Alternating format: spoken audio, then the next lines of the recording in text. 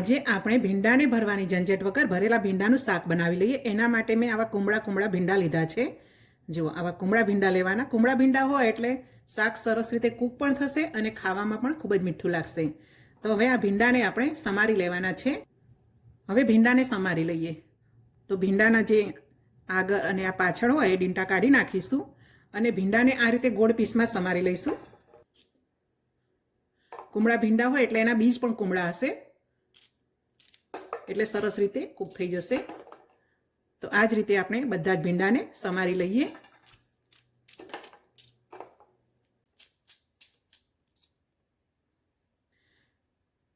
જો બધા જ ભીંડા સમારાઈ ગયા છે. હવે વઘાર કરી લઈએ. ગેસ ચાલુ કરીને ગેસ પર કઢાઈ મૂકી દઈએ. કઢાઈ આવી જાડા તળિયાવાળી જ લેવાની, કેમ કે આપણે આ કોરું શાક બનાવવાનું છે, જરાય પાણી નથી ઉમેરવાનું. એટલે આવી જાડા તળિયાવાળી કઢાઈ હશે તો શાક ચોંટી નહીં જાય અને સરસ રીતે કૂક થઈ જશે. હવે તેલને થોડું ગરમ થવા દઈએ.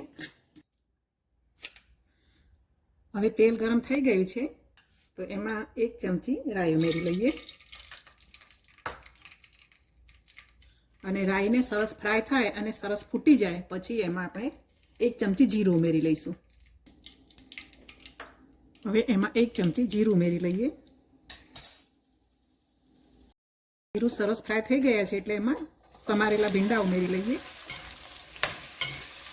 વઘાર સાથે સરસ રીતે મિક્સ કરી લઈએ. ગેસની ફ્લેમ મીડિયમ રાખીશું. ભીંડાને સરસ કૂક થવા દઈશું. વચ્ચે વચ્ચે એમાં ચમચો ફેરવતા રહીશું. સ્લો ગેસની ફ્લેમ પર જ ભીંડાને થવા દઈશું.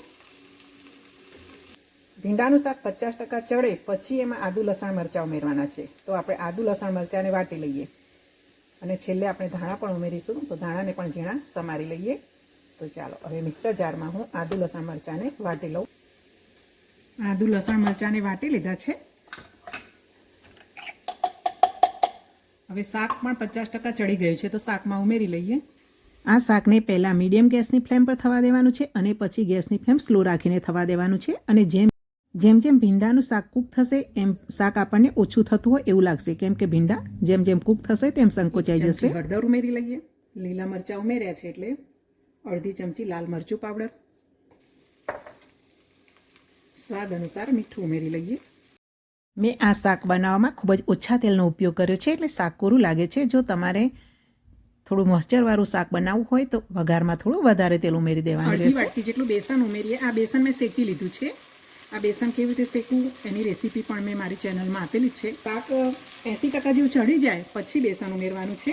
પીસેલા સિંગ દાણા પણ અડધી વાટકી ઉમેરી દઈશું. હવે સિંગ દાણાને શેકીને પીસી લીધા છે એની રેસીપી પણ મેં મારી ચેનલમાં આપેલી છે, એ તમે જોઈ શકશો.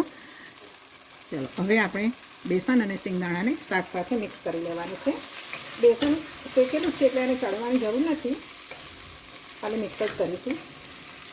હવે આપણે આ બેસન ઉમેર્યું છે એટલે થોડુંક એમાં તેલ ઉમેરી લઈશું.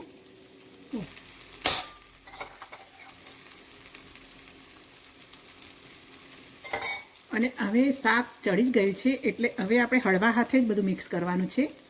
ઝીણા સમારેલા ધાણા ઉમેરી લઈએ. તો હવે સરસ શાક કૂક થઈ ગયું છે. હવે એને સર્વ કરવા માટે ગેસ પરથી નીચે ઉતારી લઈએ. ગરમ ગરમ શાકને સર્વિંગ ડીશમાં સર્વ કરી લઈએ. શાક જોઈને જ ખાવાનું મન થઈ જાય એટલું સરસ શાક બન્યું છે. એટલે આમાં આપણે સિંગદાણા પહેલેથી શેકીને ક્રશ કરી રાખ્યા હોય, બેસન પણ પહેલેથી શેકી રાખ્યું હોય તો આ શાક બનાવતા આપણને વાર નહીં લાગે. આ શાકને ધીમા તાપે થવા દેવું પડે છે એટલે કૂક થતાં વાર લાગશે. તો તૈયાર છે આપણું સરસ મજાનું ભરેલા ભીંડાનું શાક. અને ખાવામાં તો એટલું ટેસ્ટી બને છે કે ખાધા જ કરીએ. આશા રાખું છું કે તમને આ રેસીપી જરૂરથી ગમી હશે. વિડીયોને લાઈક કરી દેશો. ચેનલને સબસ્ક્રાઈબ ન કરી હોય તો સબસ્ક્રાઈબ પણ કરી દેશો. આ શાક આપણે કોરું બનાવવાનું છે એટલે દાળ ભાત રોટલીને શાક બનાવવું હોય ત્યારે આ કોરું શાક સારું લાગતું હોય છે. કઢી ભાત ને રોટલી સાથે પણ આ શાક ખાઈ શકાય. તો આ રીતે અવશ્ય એક વખત ભીંડાનું શાક બનાવીને ખાજો. જય શ્રી કૃષ્ણ, જય માતાજી.